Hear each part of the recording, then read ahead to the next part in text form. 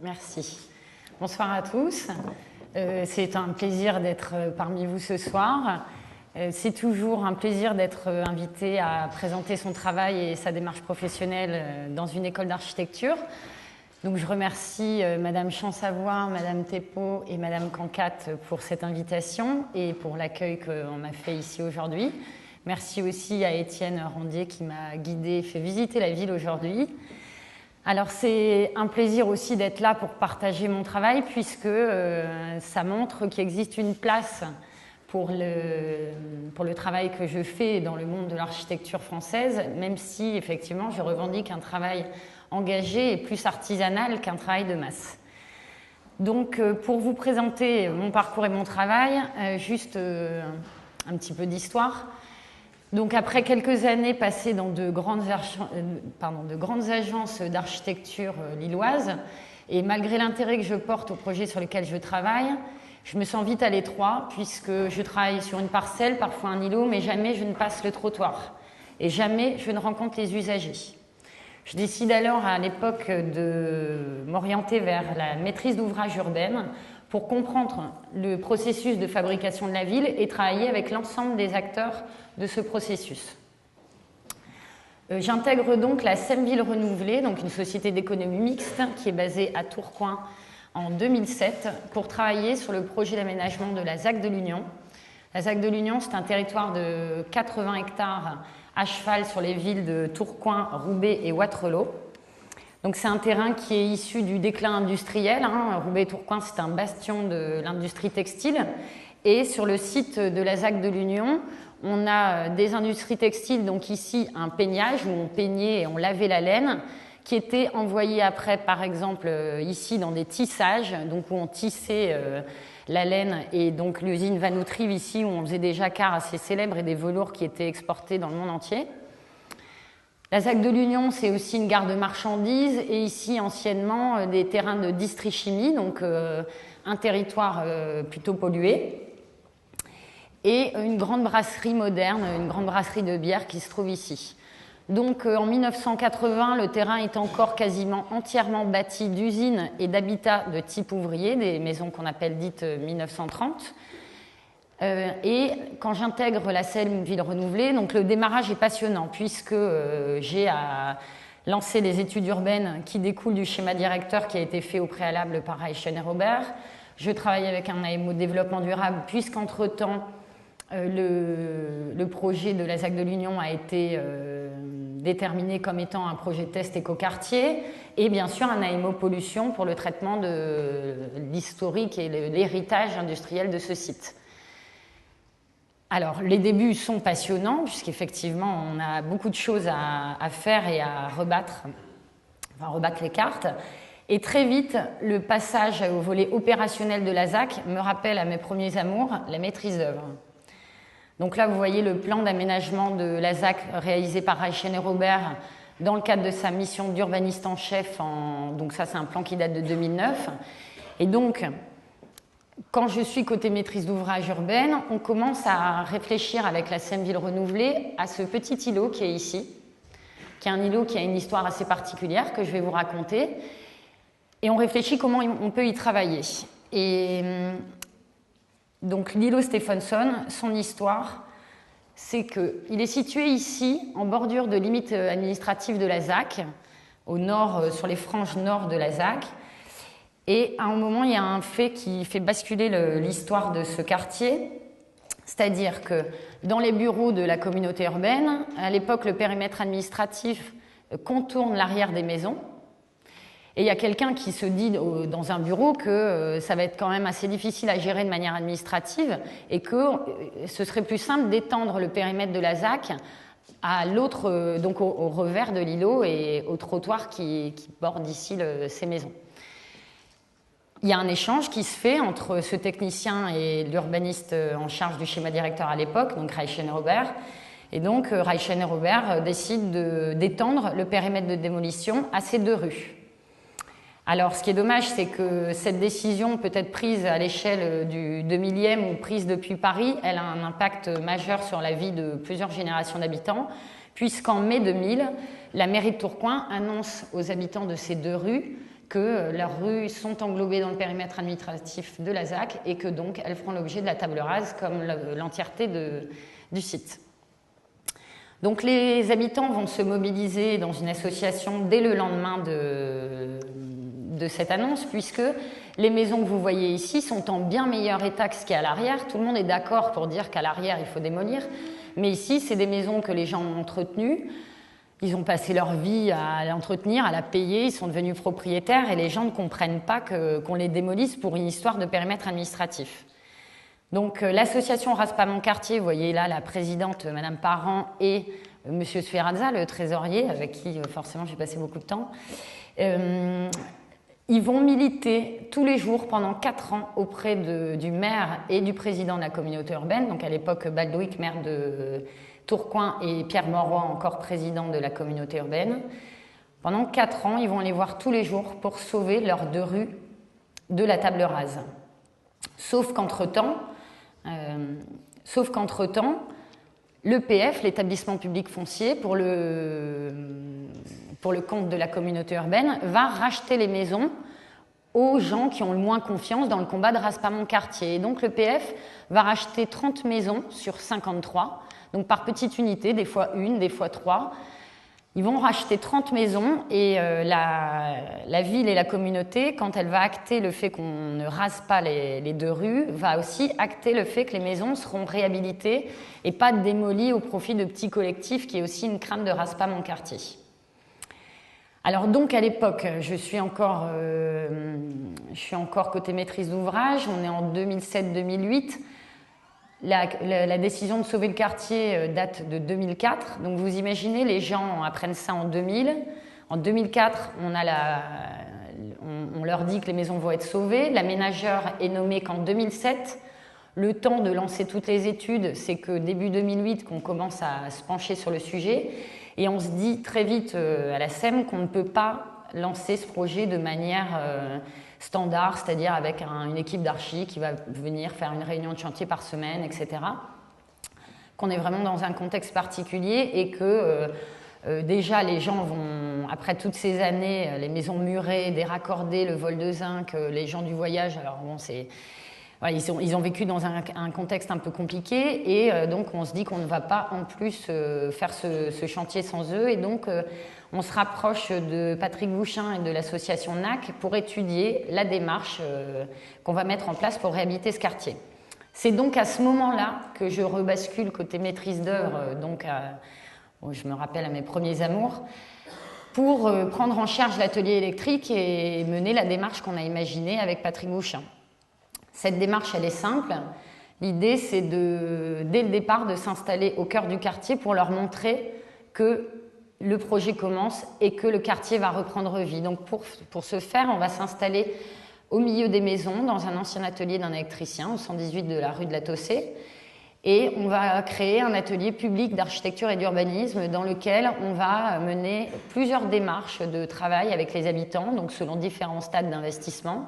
Je vais vous montrer tout ça. Et on va essayer aussi de renouer le contact avec les gens, puisque ces gens sont un peu en rupture. Ils ont vu des élus, des techniciens, l'EPF, la communauté urbaine, des diagnostiqueurs, des gens qui font des sondages. C'est-à-dire qu'il y a une grosse confusion. Maintenant, il y a un aménageur et une équipe d'archi.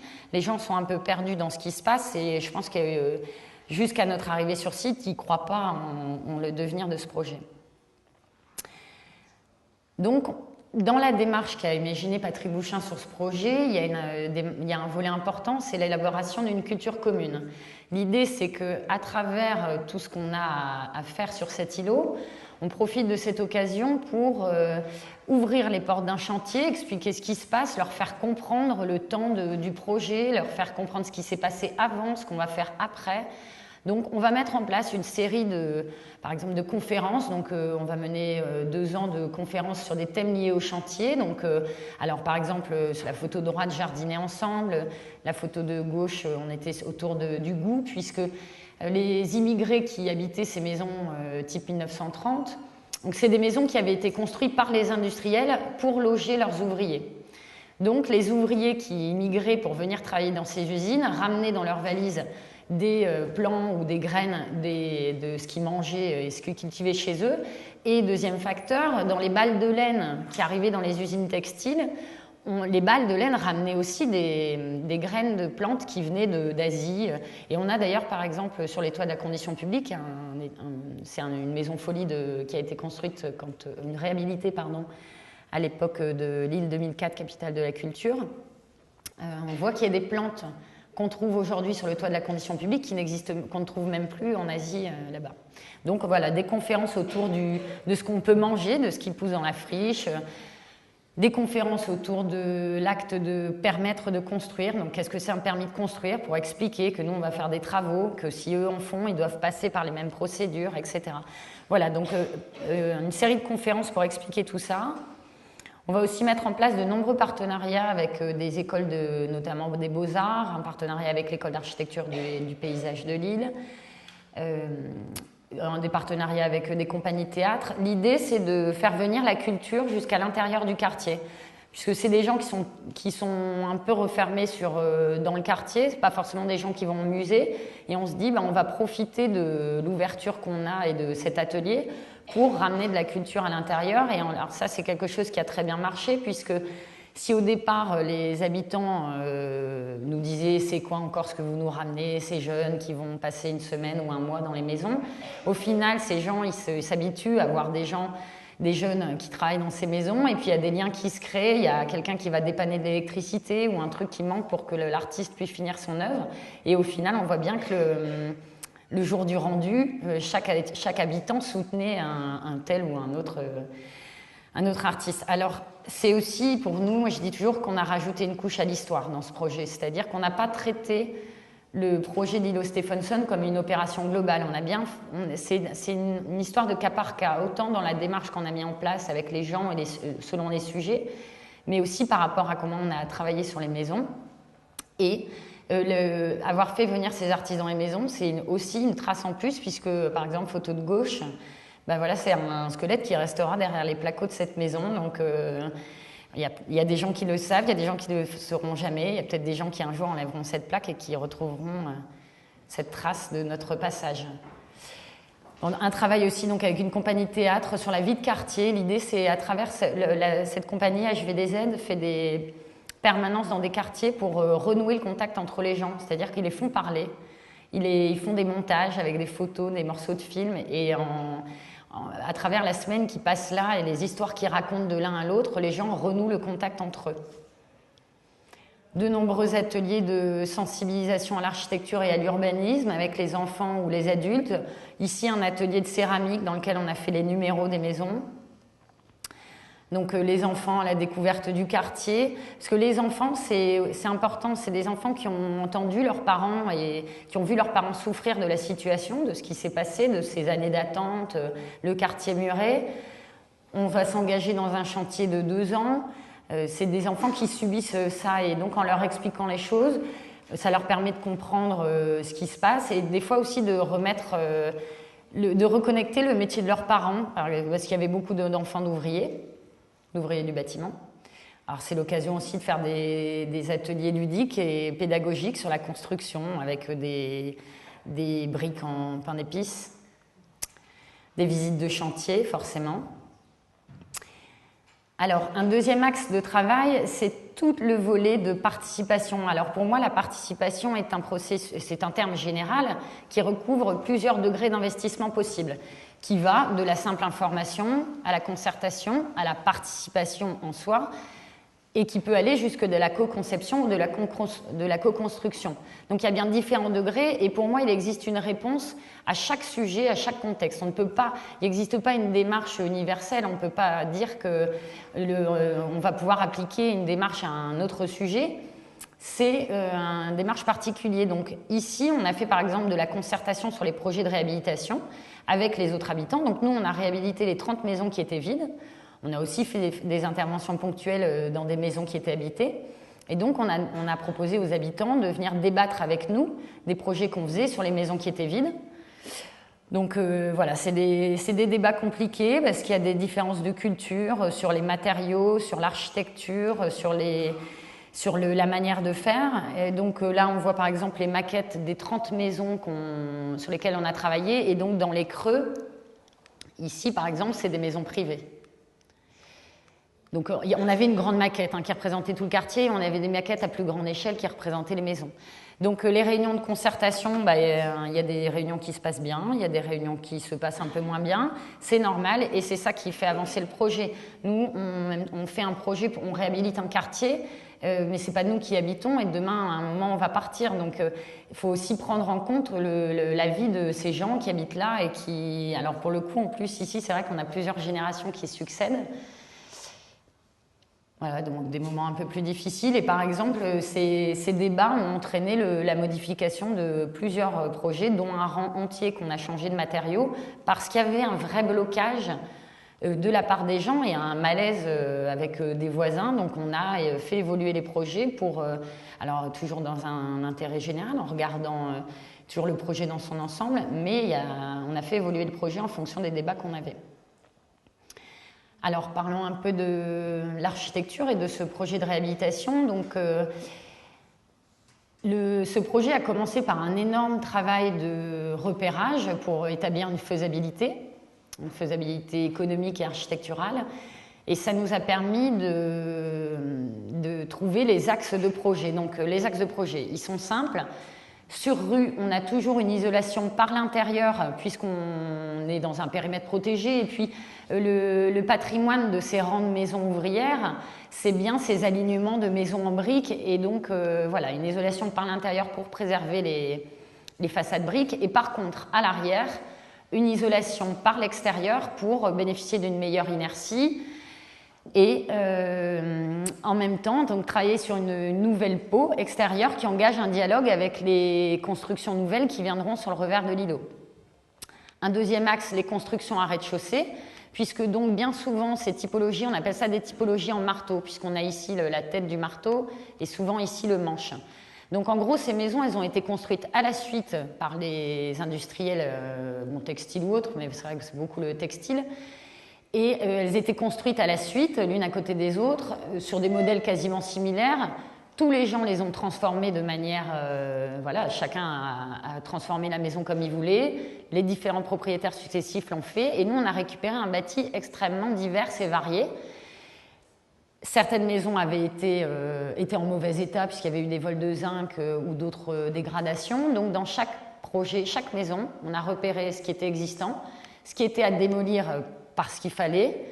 Donc voilà, un gros travail de diagnostic. Et donc ce qui nous entraîne des projets de reconstruction des rez-de-chaussée des maisons très diverses. Je ne sais pas, on a peut-être une vingtaine de typologies différentes qui dépendent de la profondeur de la parcelle, de l'orientation, de plein de choses qui font la particularité de chacune de ces maisons. Encore une fois, c'est vrai qu'il y a une volonté de ne pas uniformiser ce bâti qui ne l'est pas. Ça a beau être un modèle qui se répète, elles sont toutes différentes quand on commence à travailler dessus et partout dans le Nord-Pas-de-Calais, les maisons se ressemblent mais sont différentes. Et troisième axe de travail, le travail sur les toits. Donc dans ces maisons, on en trouve plusieurs typologies. Donc par exemple ici avec un mansard sur rue et une simple pente à l'arrière. Donc ça entraîne une pièce ici qui n'est pas habitable parce que ce qu'on appelle le mur d'encuvement qui est là, c'est un mur qui fait entre 90 et 1,10 m de haut, ce qui fait que jusque-là, vous n'avez pas 1,80 m de hauteur et donc cette pièce n'est pas habitable dans le sens où elle ne fait pas 9 m². Et les maisons étant quand même assez petites, on a travaillé sur les toitures pour recréer de la surface utile et donc pouvoir créer des open space ou des 2 chambres dans les étages. Donc ça, c'est un ouvrage traditionnel qu'on appelle un chien assis. Autre exemple ici, donc par exemple une maison avec 2 simples pentes. Et donc dans ce cas de figure-là, donc là sur le plan, sur le papier, on a 2 pièces, mais elles ne sont pas non plus habitables. C'est-à-dire que vous êtes debout ici et ce lattis qui est là, il est très bas. Donc dans ces cas-là, la dépose de l'ancienne charpente et la surélévation avec une charpente nouvelle. Bon, voilà, ça c'est des exemples. Bon, celle-là n'a pas été réalisée comme ça, on a fait un autre projet, mais c'est normal, le projet évolue. Et donc, à chaque fois, un repérage de l'état de la maison, de l'état de tous les éléments de la maison pour chiffrer les projets. Alors, c'est à l'heure que démarre un grand chantier de réhabilitation. Alors, le prolongement des fiches, donc on revoit les mêmes maisons, hein, la 6, donc avec le repérage en bleu de ce qu'on va recycler, en violet par exemple ce qu'on va déposer et donc là où il y a besoin de remaçonner, et en rouge la démolition classique. Bon, après on va avoir plusieurs cas de figure. Et à chaque fois un inventaire de ce qu'on peut recycler ou réemployer. Alors on voit la 130, enfin la 132, c'est la même. Ici, par exemple, un gros chantier de mérule. Donc la mérule, c'est un champignon qui se développe sur le bois. C'est un champignon alors il y a des spores de mérule partout, mais c'est un champignon qui se développe quand 3 conditions sont réunies, le manque de ventilation, l'obscurité et l'humidité. Donc une maison murée avec du vol de zinc, donc des fuites d'eau, c'est idéal pour développer ce champignon. Et c'est vrai que sur les 30 maisons, on avait une dizaine touchées par la mérule. Donc dans ces cas-là, on doit déposer tous les bois, parce que c'est un champignon qui s'appuie sur la brique, il boit l'eau des briques, c'est ce qui l'alimente pour aller chercher de la cellulose. Donc on enlève tous les bois, tous les placots, on traite, on fait des injections. C'est un peu difficile, c'est pas des produits géniaux, mais de toute façon c'est quand même des seules solutions. Et après on peut reconstruire. Donc ça c'est des maisons qu'on appelait dites cathédrales, puisqu'on a juste remis des tirants, alors on voit pas, c'est pas dans le bon sens sur ce plan-là, mais on remet des tirants et quand on rentrait dans les maisons, on voyait les tuiles en toiture. Et donc voilà, des fois du recyclage. Quand nous, on a démuré, on a remis en place des bardages avec une aération minime qui permet de ventiler mais de ne pas laisser rentrer les pigeons. Une série de détails très importants dans le travail de cette typologie. Donc un chantier de déconstruction, donc on voit quand même des chantiers assez lourds. Les maisons étaient quand même en très mauvais état. Et un chantier de réhabilitation qui redémarre selon 3 modes constructifs. Alors cette volonté de faire ce chantier sur 3 modes constructifs, il découle du fait qu'on a 30 maisons à réhabiliter et c'est un modèle qui est répandu dans toute la région, même au nord de Paris. Et on se dit que finalement, autant profiter de ce chantier pour tester différents modes constructifs, voir la capacité des entreprises à répondre à ce type de marché, étudier les différentes performances énergétiques qui sont associées à un mode constructif. Et voir celui qui est le plus facile à mettre en œuvre dans ce type de bâti. Donc premier chantier, le chantier de la maison témoin, qu'on a fait, c'est la première maison qu'on a lancée. L'idée c'était de pouvoir montrer aux gens ce qu'on pouvait faire de ce type de bâti, puisque aujourd'hui, avec les extensions successives que tous les gens ont rajoutées à leur maison, c'est des maisons qui sont très sombres.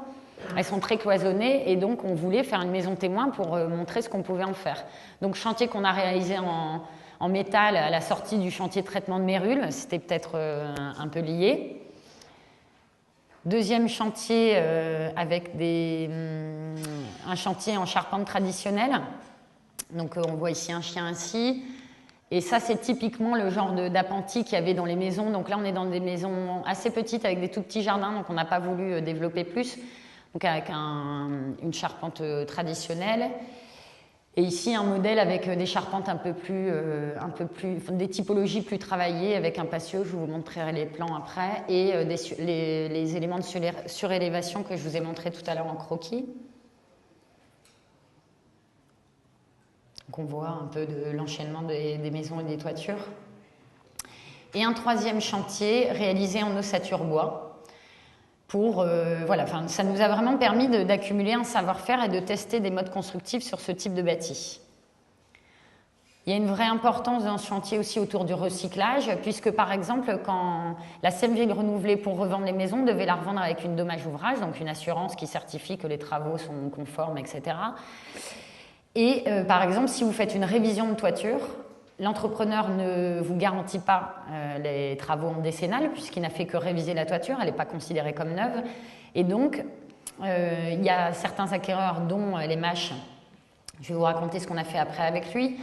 Il lui fallait absolument la dommage ouvrage, donc on se retrouvait à déposer les toitures, alors que potentiellement on aurait pu les réviser. Donc on a stocké les tuiles pour les réemployer, pour faire des clôtures entre les jardins. Ça nous permet de les réutiliser, de ne pas les envoyer en benne, en décharge, et de ne pas ramener de nouveaux matériaux pour faire des clôtures qui seront au pied de l'échafaudage qui nous a servi à déposer les toitures. Un gros travail de recyclage aussi autour des carreaux de ciment, puisque ça fait la valeur de ces maisons. C'est-à-dire que les maisons, il y avait différents modèles, des modèles ouvriers, des modèles de contremaîtres, mais partout dans ces maisons, il y avait des carreaux de ciment typiques du Nord-Pas-de-Calais, mais on en trouve un peu partout en France. Alors avant, ils étaient mis en œuvre de manière très traditionnelle, donc nous on a travaillé sur la recomposition de ces carrelages autour d'une manière un peu plus contemporaine, sur la forme de tapis, de seuils, et aussi un travail de recyclage des éléments, par exemple des menuiseries qui étaient à l'intérieur des maisons, ou des simples vitrages qu'on ne pouvait pas réutiliser, des bardages de notre chantier de déconstruction qui nous ont permis par exemple de construire des petits appentis dans les jardins. Alors, ça sort à peu près bien. Donc là, on voit un modèle de maison. Alors, c'est un modèle très étroit et imbriqué. Donc, celles-là, elles sont assez difficiles et en plus, elles étaient orientées nord. Donc, vous allez voir après en coupe, on a dessiné un modèle d'extension puisque le corps de maison qui restait après le chantier de déconstruction est ici. Et donc, ça, c'est la construction neuve. Et donc, on a travaillé une typologie avec ce qu'on appelle un shed. C'est un ouvrage classique des usines textile qu'il y avait tout autour, donc c'est la verrière qui est ici et qui permet de ramener de la lumière à l'intérieur de la maison en rez-de-chaussée. Dans nos projets, il y a systématiquement aussi le rapatriement de la salle de bain à l'étage, puisqu'avant la salle de bain était au fond du jardin et souvent accessible par l'extérieur, comme les toilettes. Là ici on coupe, donc la verrière, et ici donc les charpentes, c'est un peu le même type de charpente que je vous montrais en photo tout à l'heure, avec des charpentes qui restent apparentes. Une autre typologie avec une typologie en patio, aussi une typologie un peu mal orientée dans un contexte très enfermé puisque c'était un rang de maison qui fait un angle, et donc une typologie à patio, donc avec les espaces de vie ici et puis la cuisine ici, avec cet espace de circulation autour d'un petit jardin qui est un peu plus intime que celui qui est au fond. Voilà l'étage, la coupe ne marchait pas. Voilà, ce chantier, c'est quand même une histoire d'équipe, une histoire d'hommes. Et c'est vrai que ce chantier est particulier puisque, en étant installé au cœur du chantier, on est 24 heures sur 24, mais on est quotidiennement avec les équipes de chantier sur site. Donc c'est une histoire c'est vraiment une histoire humaine et avec les gens et avec les ouvriers. Et c'est vrai qu'il y a beaucoup d'anecdotes sur le fait que vous imaginez les ouvriers quand ils arrivent sur un chantier qui savent que déjà l'archi est au milieu du chantier et qu'en plus, accessoirement, c'est une femme et qu'elle est jeune, ils se disent qu'ils sont foutus. Et au final, c'est vraiment un travail main dans la main qu'on a développé avec eux. Au bout d'un moment, on se connaissait très bien. Il y a des réflexes qui se mettent en place et du coup, des questions qui ne se posent plus. Et ça, dans tous les cas, ça amène une réactivité importante. Bon, c'est quand même aussi une grande équipe. J'étais accompagnée pendant ces 3 années de 3 HMO, Solveig de Broc, qui n'est pas sur la photo, Charlotte Lartigue et Maïs Lechrome. Encadré aussi de Denis Favret de l'agence Construire qui était basée à Paris mais qui venait nous voir très souvent, et de 2 maîtres d'ouvrage, Thomas Belmer qui n'est pas sur la photo, Malika Kadari qui nous a suivis aussi pendant quelques temps. Et puis voilà, ça c'est le gros de l'équipe qui est restée là pendant 2 ans et quelques avec nous. C'est aussi un chantier, une maison qu'on a fait avec un lycée professionnel. L'idée dans ce chantier réalisé c'était un groupement de lycées d'ailleurs, puisqu'il y en a un qui faisait tout sauf l'électricité, donc on a pris un autre lycée pour faire l'électricité. Là, on raccroche un peu la culture commune, c'est-à-dire qu'un lycéen, quand il est en lycée professionnel de travaux, quand il doit faire des stages, il va en entreprise et il est manutentionnaire. Et donc finalement, il n'apprend pas grand-chose, il porte des sacs, il porte des briques. En faisant cette démarche, en fait, on a plusieurs classes qui se sont suivies en fonction de la spécialité. Il y a vraiment un travail d'équipe qui se met en place, déjà une union très forte qui naît avec leurs profs, et ils prennent à chacun leur tour le rôle de chef d'équipe, de chef de chantier, d'ouvrier et de manutentionnaire, il en faut quand même toujours un peu. Mais c'est vraiment l'occasion pour les lycées d'apprendre beaucoup plus. Et je pense que c'est des démarches qui devraient se développer un peu plus, puisque c'est assez simple à mettre en œuvre au final. Alors tout à l'heure, je parlais qu'il existe différents stades de manière de s'investir pour les gens dans un projet. À Stephenson, on a aussi fait un travail d'individualisation avec les futurs locataires des maisons LMH. Alors, c'est-à-dire que sur les 30 maisons qu'on a réhabilitées, 12 ont été revendues à un bailleur qui s'appelle Lille Métropole Habitat. Et en fait, en discutant avec Lille Métropole Habitat, on s'est rendu compte que dans ce type de maison, une petite maison avec 3 chambres et un petit jardin, les familles restent en moyenne 10 ans. Et 10 ans, c'est le temps au bout duquel un bailleur, n'importe lequel soit-il, va refaire de gros travaux de rafraîchissement et d'entretien de son bâti. Donc en fait, on a proposé aux bailleurs que plutôt que de faire ces maisons de manière standard, c'est-à-dire qui correspond à tout le monde ou personne, on leur a proposé d'investir les futurs habitants, les futurs locataires dans les travaux et dans la conception des projets des maisons, en se disant que finalement, si on intègre les gens à la création de leur logement, ils s'investissent dedans, ils s'en rendent presque propriétaires. En tout cas, il y a un rapport différent qui se met dans le logement. Et le locataire n'est plus qu'un simple locataire, mais il est locataire. Enfin, il y a une projection qui est complètement différente dans le logement. Donc, on a fait visiter les maisons à la sortie du chantier de déconstruction. On a fait visiter ces maisons donc, aux futurs locataires. On leur a montré la maison témoin, la maquette de leur maison, on leur a expliqué ce qui allait être pareil, ce qui allait être différent, comment on allait travailler. Et puis, on a commencé à travailler avec eux sur différents sujets. Donc, par exemple, on a refait la plupart des plans électriques, comme quoi, finalement, les plans électriques standards qu'on avait faits ne correspondaient pas aux gens qu'on avait en face de nous. Je pense que c'est normal. Donc, on a refait des plans électriques en fonction des meubles que les gens avaient. On a redessiné les cuisines, puisque, par exemple, dans le logement social, quand vous louez un logement, vous arrivez dans le logement, il y a uniquement l'évier et un petit meuble qui tient l'évier. Donc, le locataire doit amener les meubles qu'il avait dans l'ancien appartement. Donc, il va laisser un appartement sans meubles. Potentiellement, il y avait quand même peut-être une cohérence qu'il avait installée. Il avait créé sa cuisine, mais non, il doit le rendre vide et emmener ses affaires dans le logement d'après.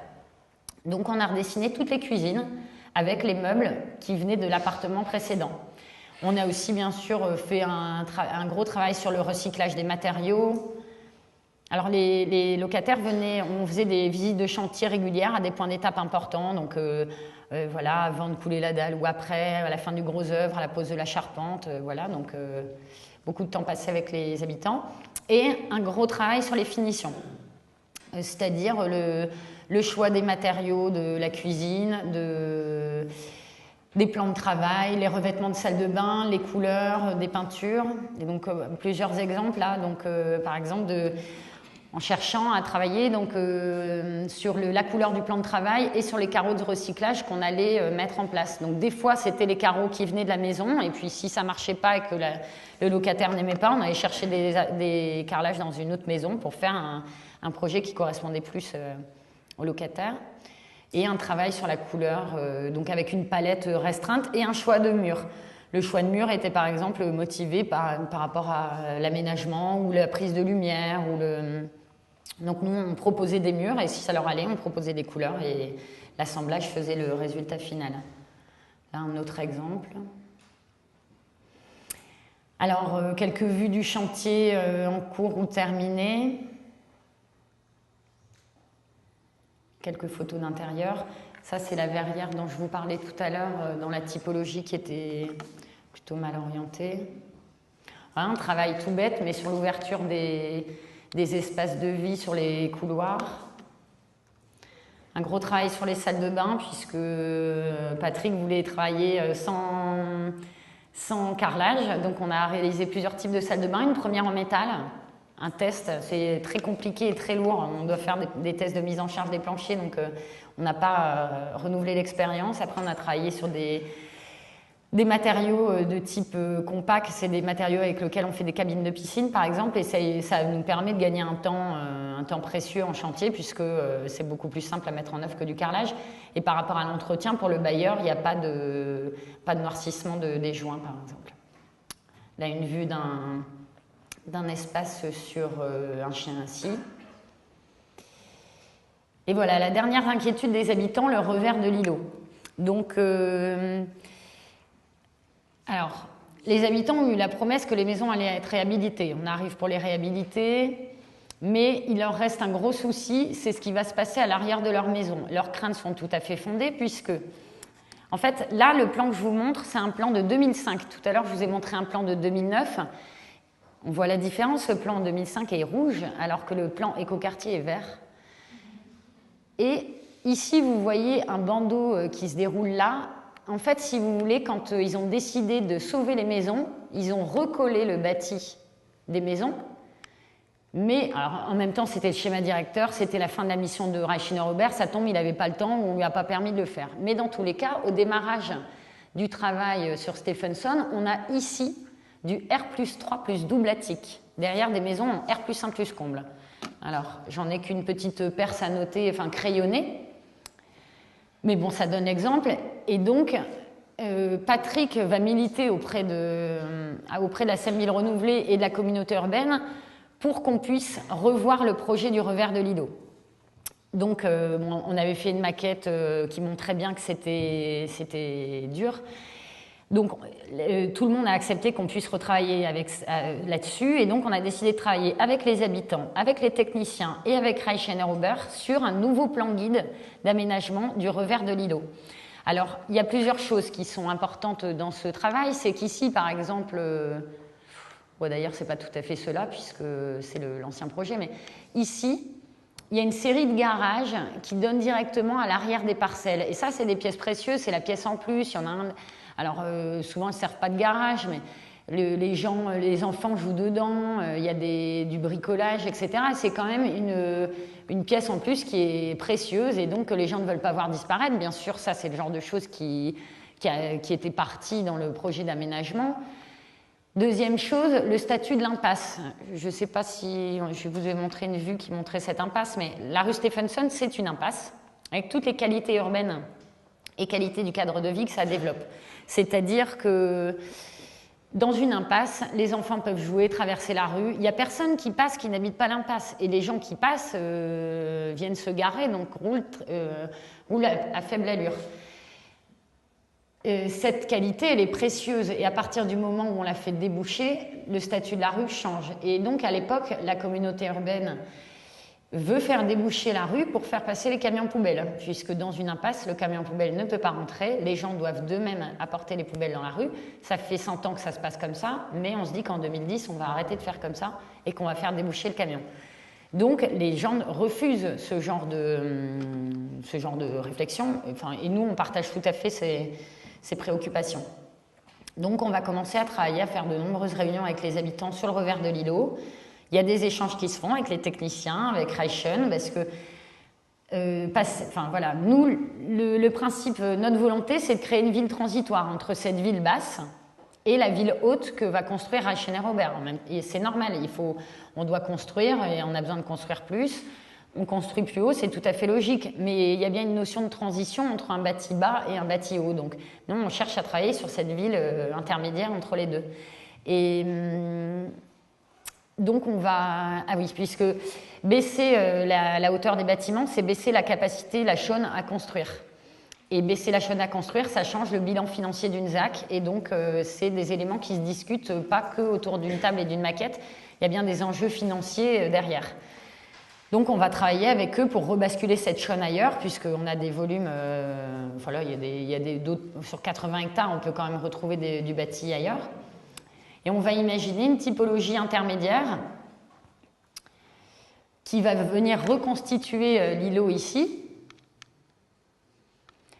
On va venir découper ici un petit îlot et créer une petite place au bout de l'impasse qu'on va simplement repercer, puisque l'impasse, en fait, c'est une ancienne maison. Donc, elle a des portes et des fenêtres murées, puisque la maison a été démolie et qu'ils ont fermé l'impasse. Mais donc, nous, on propose de déboucher les fenêtres et les portes de ce passage pour que le passage piéton puisse encore se faire. Bon, voilà la typologie qu'on a imaginée. L'idée, c'est de travailler sur une typologie intermédiaire, alors pas du logement pas de logement individuel ni collectif, mais vraiment être à la transition des deux, et travailler sur des modules qu'on peut venir découper ou jouer un peu comme ça en fonction des surfaces. On pourrait même imaginer d'ailleurs qu'il y ait une densification progressive, qu'on puisse revenir rajouter des éléments au fur et à mesure. Ah. C'est José qu'il faut appeler quand ça passe plus. Non, c'est bon, ça revient. C'est bon, José. Nickel. Pas de souci. Alors, bon, elle est volontairement floue. C'est l'approche de la fin du chantier. En fait, en décembre 2012, je ferme l'atelier électrique puisque le travail de participation autour du plan guide est terminé. Le plan guide est acté, bien que je surveille toujours que la chaux ne remonte pas. Je lis des articles de presse, etc. Le travail d'individualisation avec les locataires est terminé puisque les locataires ont emménagé. La plupart des chantiers sont terminés et un congé maternité me force à quitter le chantier tardivement et le quitter quand même. Et c'est à cette époque-là que je me présente au palmarès des jeunes urbanistes. Donc le palmarès des jeunes urbains, c'est vraiment une démarche de... On vous demande d'écrire votre position, votre vision de la ville et votre position, la manière dont vous imaginez qu'il faut faire votre métier. Enfin voilà, c'est un travail d'écriture qui est examiné par les grands prix des années précédentes et j'obtiens ce palmarès en décembre 2012 et donc je me dis vraiment qu'il y a un écho à ma démarche et que je peux faire ce métier comme je l'imagine. Je monte donc mon agence en février 2013. Je m'installe dans une ancienne fabrique de meubles construite par Gabriel Panière. C'est un architecte qui a construit la plupart des maisons art déco du Nord-Pas-de-Calais, enfin, surtout d'ailleurs à Lille, dans la métropole lilloise. Donc l'agence mène des études urbaines et des projets d'architecture dans la continuité du travail que je vous ai raconté. Donc, plusieurs études urbaines que je vais vous présenter, notamment une étude de renouvellement urbain sur un quartier qui s'appelle le quartier Baudimont à Arras. Donc on est dans des échelles différentes de la Villeneuve où j'ai passé l'après-midi, mais c'est déjà des grands ensembles pour chez nous. Alors, bon, quelques documents de travail, mais qui vous permettent de situer. Arras, c'est là, c'est la préfecture du Pas-de-Calais. Lille est ici à 40 minutes, on a Amiens à 1h30 et Paris à 2h. Arras, c'est ce territoire-là, dans une communauté urbaine qui est là. Et la résidence Baudimont est ici, en rouge foncé, donc dans les quartiers nord-ouest de la ville. La particularité de ce grand ensemble, alors elle souffre de tous les symptômes classiques du grand ensemble et notamment son implantation, puisque j'ai un plan je vais vous montrer ça après, mais elle a une implantation en dehors de tout contexte, puisque ces îlots-là ont été construits en même temps que celui-là. Les chantiers sont menés en même temps. C'est vrai qu'il y a un manque de cohérence entre les différents tissus. Donc Baudimont, c'est une tour de 17 étages, des bars qu'on appelle des biscottes chez nous, en R+4 qui font de 75 à 145 mètres de long. La tour, ici des petites maisons un peu ingrates, en plutôt mauvais état, avec des jardins qui sont plus des stockages anarchiques qu'autre chose, que des vrais jardins. Mais c'est aussi énormément d'espaces verts, mais sans usage. Personne n'y va, il n'y a rien qui se passe, les jeux sont déserts. Les gens ne les pratiquent pas du tout. Je vais vous expliquer pourquoi. Donc on voit ici en haut l'importance des masses végétales, ici les voiries, et ici tous les cheminements piétons ou les chemins d'âne qui se sont développés dans le quartier. Alors ce qui est frappant, moi je dis que c'est frappé d'horizontalité, c'est-à-dire que les bâtiments sont rectilignes, l'ombre, alors là c'est une photo au sud, mais même l'ombre elle est au cordeau de l'autre côté, et puis on a des espaces vides et des espaces de stationnement. Alors cette résidence, elle a une histoire marrante, enfin non, elle a une histoire aussi, c'est que quand on m'a confié cette étude urbaine avec le CV et les références que j'avais, le jour de la réunion de lancement de cette étude, on me dit « Bonne nouvelle, vous allez pouvoir vous éclater, on rase tout ». Et là, je me dis « Est-ce qu'ils ont vraiment lu mon dossier? Est-ce qu'ils savent d'où je viens? Ça va être dur pour moi de raser 527 logements sans même avoir commencé à travailler sur le site ». Donc, je vais faire un travail d'apprentissage avec la communauté urbaine et le bailleur sur l'histoire de ces grands ensembles. Donc en 1950-60, on construit des grands ensembles avec tout l'engouement qui est porté de la part des habitants sur le confort qui est amené dans ces logements, la cuisine, les sanitaires et les toilettes dans la maison. En 1975, on limite déjà la production de ces grands ensembles à 500 logements, notamment par l'effet de zoning qui se ressent déjà assez lourdement auprès des habitants. Bon, il y a même des séries de films, hein, Terrain vague et Brésil, c'est quand même une critique du modèle.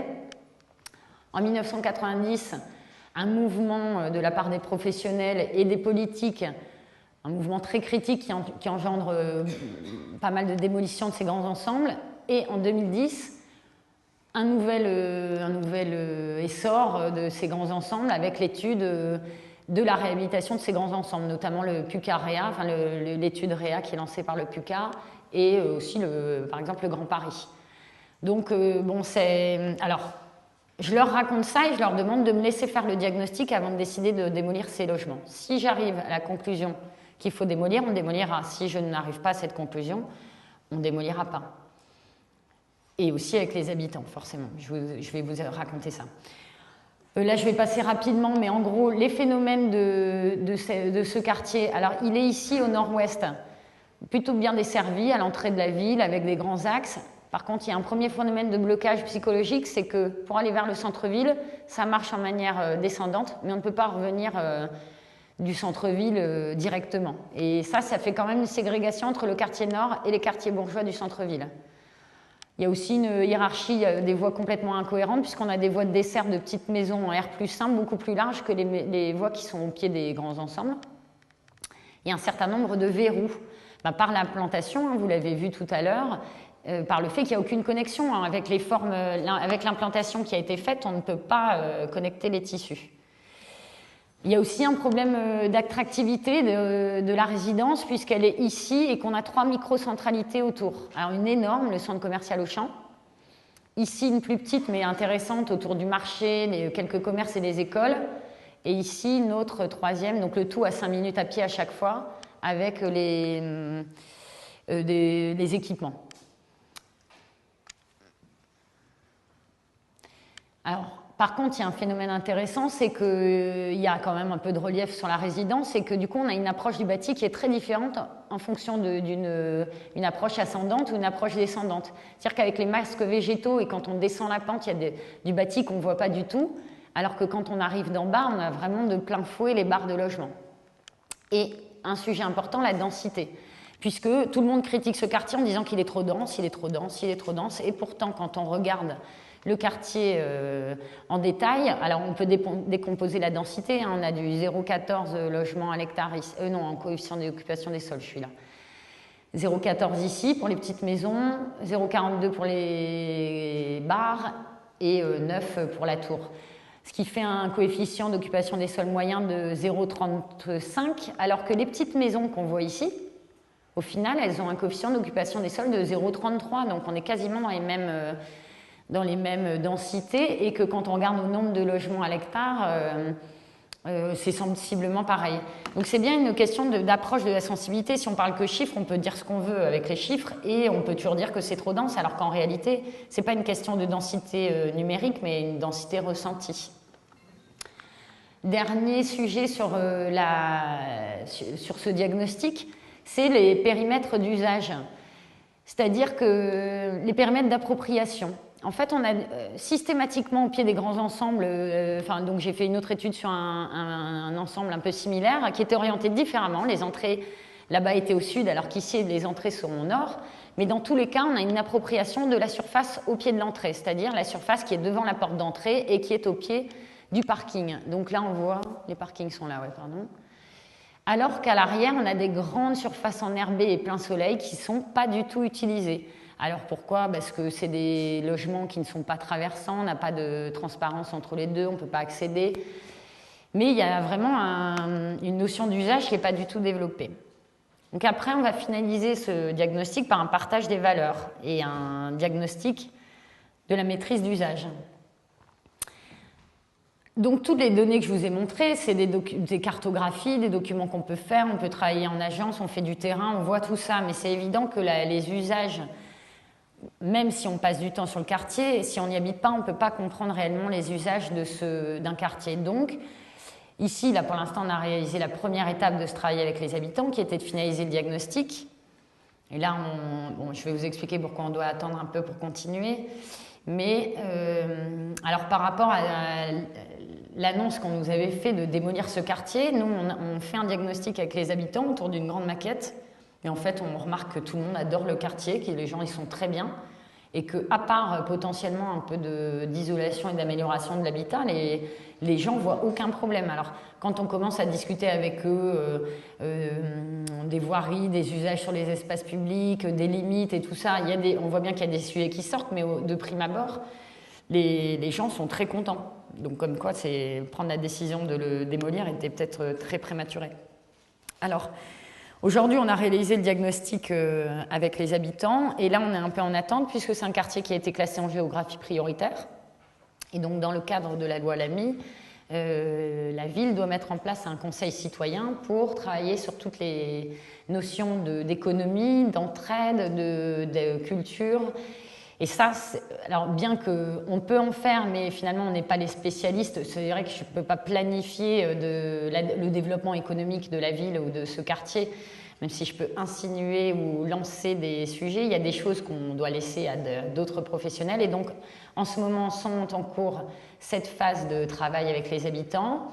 Et on reprendra donc en septembre prochain le travail sur le quartier. Et donc, on a imaginé une démarche de co-création avec les habitants, où on travaille sur différentes échelles, donc 4 échelles, l'échelle du quartier élargi, dans laquelle on travaille sur les connexions, les ruptures, la microcentralité, l'attractivité, une thématique autour du quartier et de la résidence en soi, donc on va travailler sur les espaces publics, communs, privés, sur l'image, sur l'approche du bâti, sur les connexions plus proches. On travaille également sur la mise en place de la 3e révolution industrielle, puisque le Nord-Pas-de-Calais s'est engagé, en tout cas, a engagé un travail avec Jeremy Rifkin, qui est un économiste et essayiste américain, pour mettre en place une 3e révolution industrielle qui est tournée autour de l'Internet de l'énergie. Donc l'idée, c'est il y a plusieurs projets en cours là dans la région où on essaye de mettre en place cette nouvelle manière de produire et de consommer et de mettre en commun l'énergie pour qu'on puisse s'engager dans une 3e révolution industrielle. Mais bon, ça pourrait faire l'objet d'un sujet complet. 3e axe de travail avec les habitants, le bâti, pour travailler sur les espaces intermédiaires, les espaces communs, le pied d'immeuble, la pièce en plus, les usages, le parking, enfin toutes ces choses qui ont un trait presque à l'immeuble plutôt qu'à la résidence en soi. Et dernier volet, le chez-soi. Le chez-soi, c'est la qualité de son logement, les pièces, puisque dans ces logements, on a beaucoup de ce qu'on appelle des faux types. Et j'ai pas mis de plan, c'est dommage, mais c'est tous des plans qui se ressemblent. C'est-à-dire que tous les étages sont des copier-coller et tous les logements sont des miroirs. Donc on a vraiment un travail à faire sur cette notion-là. Voilà, alors autre échelle, autre contexte et autre échelle, la communauté de communes de Fauquemberg. Alors c'est un territoire qui est au nord d'Arras, à peut-être une trentaine de minutes d'Arras. On est sur un terrain de 18 communes, traversé par 4 vallées, la A, la Lys, la Laquette et le Surgeon, ce qui nous amène à un relief assez intéressant. Tout est relatif quand on est chez vous, mais chez nous, c'est quand même du relief. Un relief qui va de 50 mètres à 200 mètres quasiment. On est à 30 minutes de la mer, mais ce qui nous amène quand même des lignes de crête, avec un parc éolien assez important, et des structures de village, alors souvent organisées en ce qu'on appelle des structures en noyau autour d'une église. Je ne sais pas si vous la voyez bien, là. Et malheureusement, un gros problème d'étalement urbain qui colonise toutes les départementales qui lient un village à un autre avec le développement de la maison individuelle pavillonnaire. Donc le contexte avant, c'était ça. Des champs, des vieilles maisons, ce qu'on appelle des cours carrés, des longères. Un patrimoine assez diversifié et assez riche, énormément de moulins puisqu'on a du relief et de l'eau, des maisons qui donnent sur le centre-ville et qui se terminent par des jardins au pied de l'eau avec des petites passerelles, des anciennes fermes réhabilitées. voilà, des structures de village assez jolies et des typologies typiques avec les soubassements noirs et un peu d'architecture de pierre. Et un jour, on passe d'un urbanisme traditionnel et au rêve et au cauchemar pavillonnaire. Alors, cauchemar pavillonnaire, c'est peut-être plus un rappel au livre de Jean-Luc Derby, mais quand même. Alors là, des petits exemples. On construisait pour le prix de Voléry, on s'en fout. C'est habiter l'avenir. Et hier, sur site, j'ai vu un constructeur de bien-être. Et ce type de construction, ça engendre des typologies très variées, des implantations de vent, en fond de parcelle, en biais, en parallèle, avec des biais, des portails. Une grosse culture du portail et de la cloison. Des pelouses rases avec pas une fleur ni un bosquet. Et en ce moment, il n'y a plus voilà, on a du gravillon, des enrobés, on n'a même pas forcément de plantations et des architectures incroyables. Donc on a quelques exemples victoriens, coloniaux et aussi quelques chalets. Donc sur ce projet, on a décidé d'essayer de développer la conscience collective et citoyenne. C'est-à-dire que nous, on travaille conséquemment à l'élaboration du plan local d'urbanisme intercommunal qui a développé des orientations d'aménagement et repéré des sites d'urbanisation prioritaire pour construire des logements, puisqu'il faut bien en construire.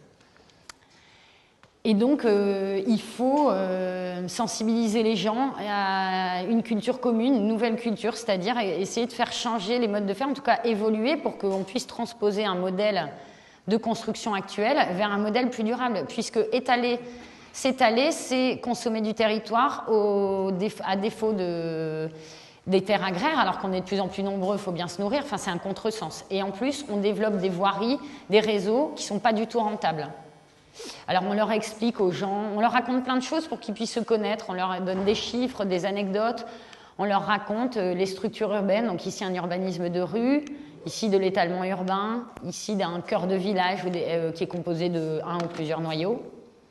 On leur raconte un peu l'histoire et on leur explique ce qui s'est passé dans leur communauté et on leur fait comprendre ce que c'est que la densité. Parce que là-bas, vous parlez de densité, tout de suite les gens sont effrayés et il y a vraiment un blocage, même de la part des élus, sur la densité en soi. Donc on leur raconte, Fauquemberg, c'est 30 logements à l'hectare quand on voit ça. De l'étalement urbain, c'est 4 logements à l'hectare. Vous voyez ça, on sait à peine si c'est un garage ou pas. Un tissu un peu plus d'un village un peu moins grand que Fauquemberg, 9 logements à l'hectare. Bon, et il y a une cité ouvrière à Anquin-les-Mines, parce qu'Anquin-les-Mines, c'est plutôt rattaché au bassin minier, 30 logements à l'hectare. Donc voilà, on a différents sites de travail sur lesquels aujourd'hui on est en train de faire des études d'aménagement test et en fait on remarque que les documents qui ont été réalisés dans le PLU intercommunal entraînent quasiment systématiquement la construction de maisons individuelles. C'est-à-dire que dans le parcellaire qu'ils ont imaginé, l'exemple est flagrant, ça amène tout de suite à de la maison individuelle pavillonnaire. Alors au début, là on discute, on est en négociation. Hier on a eu une réunion très animée avec les élus. Là, c'est par exemple, alors bon, on l'a fait parce qu'il faut le prouver pour raconter ce qu'on dit. Donc on a fait le test et effectivement, le parcellaire, c'est du parcellaire de maison individuelle.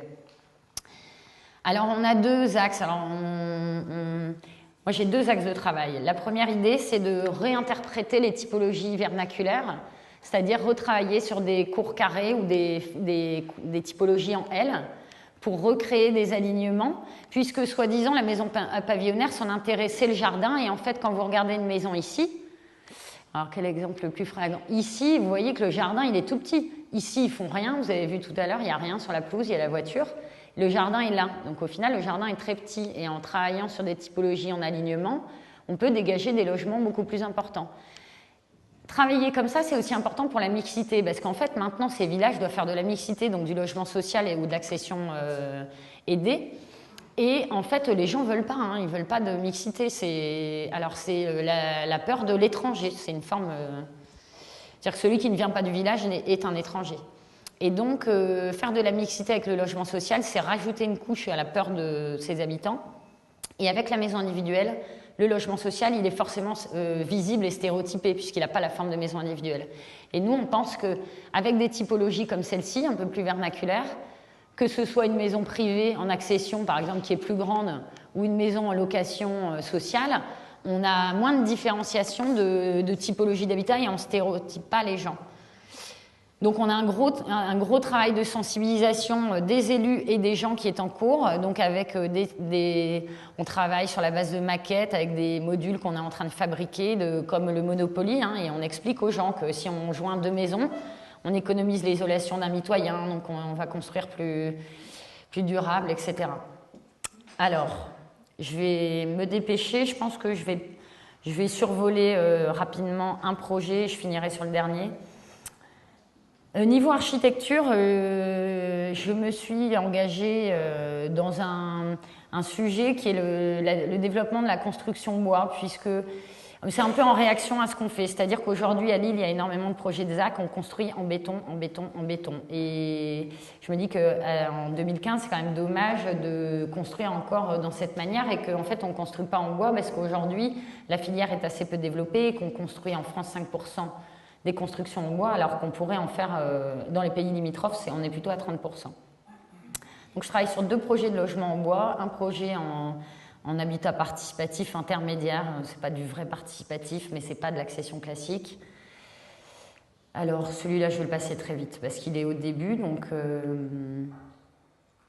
c'est un projet qui est réalisé sur une ZAC qui est pilotée par Nicolas Michelin, et donc ici l'idée c'est de travailler sur une trame. Alors pour pouvoir construire en bois, il faut prouver que vous allez réussir à être au même prix que le béton. Donc là, on a travaillé sur une structure extrêmement rentable avec des mitoyens en ossature. Et en fait, le principe, c'est de venir tirer les logements, alors des fois les raccourcir, des fois les tirer, pour venir dégager des espaces de coursives ou des espaces communs ici. Il y a un plan après plus simple. Ou dégager par exemple des terrasses ou des balcons ou loggias ou des extensions de logements. Ce qui nous permet en rentabilisant l'ossature, la trame, d'économiser sur les coûts de construction et de pouvoir se permettre de faire un projet quand même assez riche architecturalement parlant, avec un projet...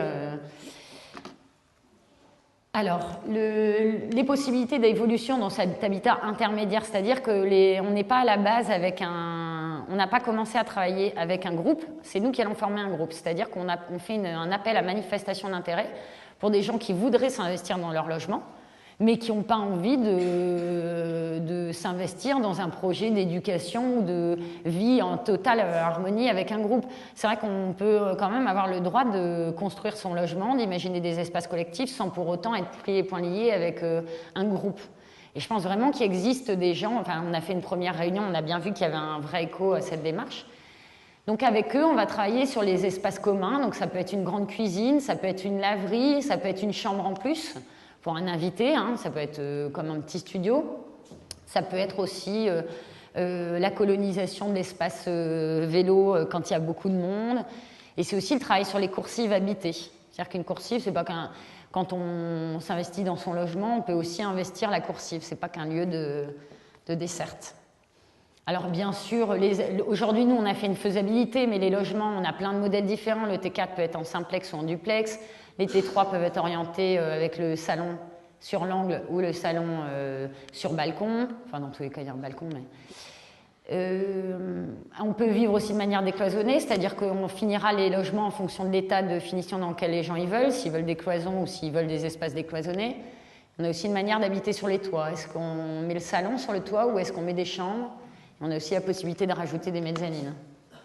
Donc ça, c'est un projet qui démarre. Et là, on l'a mis en suspens en attendant de finir de constituer le groupe. Voilà, dernier projet sur lequel je vais prendre un tout petit peu plus de temps, l'îlot Molière à Roubaix, pardon. L'îlot Molière, c'est la construction de 30 logements en accession très sociale. On est ici à Roubaix, l'Union, c'est là, que je vous montrais tout à l'heure.